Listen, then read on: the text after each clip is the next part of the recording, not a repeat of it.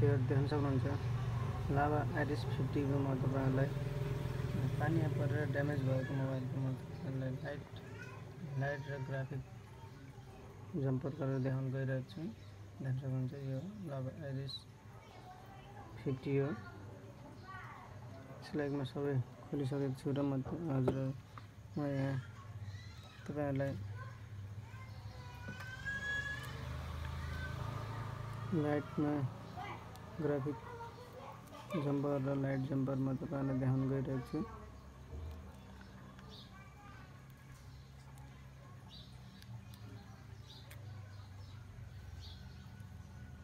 देख्न सक्नुहुन्छ साथीहरु म तपाईहरुलाई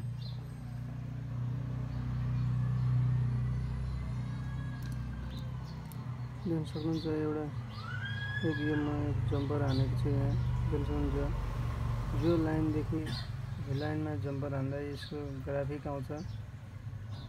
ग्राफिक भनेको तपाईको पिक्चरहरु देखाउने काम गर्छ। यो पानी परेर ड्यामेज भएको छ र यो देख्नुहुन्छ यो दुईटा पोइन्ट देख्न सक्नुहुन्छ। यो दुईटा पोइन्ट चाहिँ लाइटको पोइन्ट हो।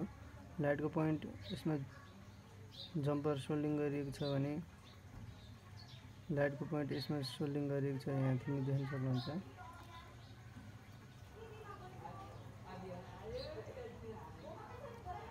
लाइटको पोइन्ट यहाँ अनि इनर ग्राउन्ड भइहाल्यो अनि एउटा एक यो ठाउँमा चाहिँ जम्पर छ भने यो यहाँ तपाईले तार देख्न सक्नुहुन्छ। यो मसिनो तार छ यो जम्पर वायर यसदेखि यो पोइन्टमा चाहिँ मैले जम्पर हानेको छु र यसको लागि यो वाटर ड्यामेज मोबाइल हो।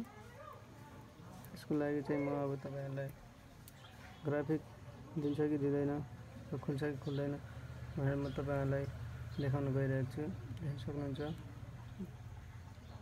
यसरी यिनीहरु पनि जलेको छ। यहाँ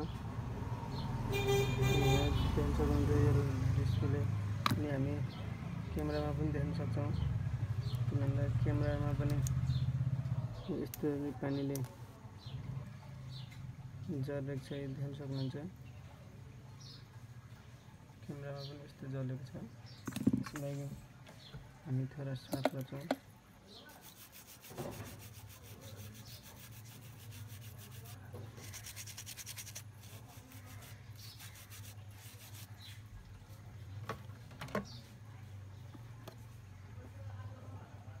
र यसको लागि म यहाँ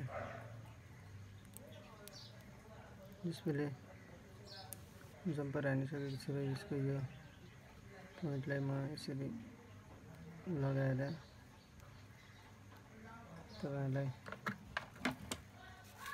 ग्राफिक र लाइट जम्पर हानेको छु। म यसमा यो डिस्प्ले ठीक छ कि नै डिस्प्ले देखाउँछ कि देखाउँदैन भनेर म तपाईहरुलाई देखाउन गइरहेको छु। साथीहरु तपाईहरु मेरो भिडियोमा नयाँ हुनुहुन्छ भने मेरो भिडियोलाई लाइक कमेन्ट शेयर र सब्स्क्राइब गरिदिनु होला। यसरी यसको लागि यसको ग्राफिक जम्पर गरेर म तपाईहरुलाई देखाइरहेको छु। साथीहरु मेरो च्यानललाई सब्स्क्राइब गर्न नभुल्नु होला। लाइक कमेन्ट शेयर गरिदिनु होला र नयाँ भिडियोहरु र नयाँ टेक्निकल जानकारीको लागि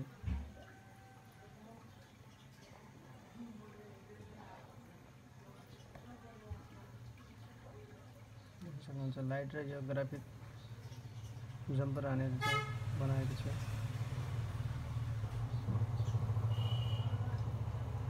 यसरी पुरा टचले काम गरेको छ। देख्न सक्नुहुन्छ यसो गरेर यसो समस्या कम्प्लिटली रिपेयर गरेर देखाएको छु। धन्यवाद, थ्यांक यू, नमस्कार। सब्स्क्राइब गर्न नभुल्नु होला।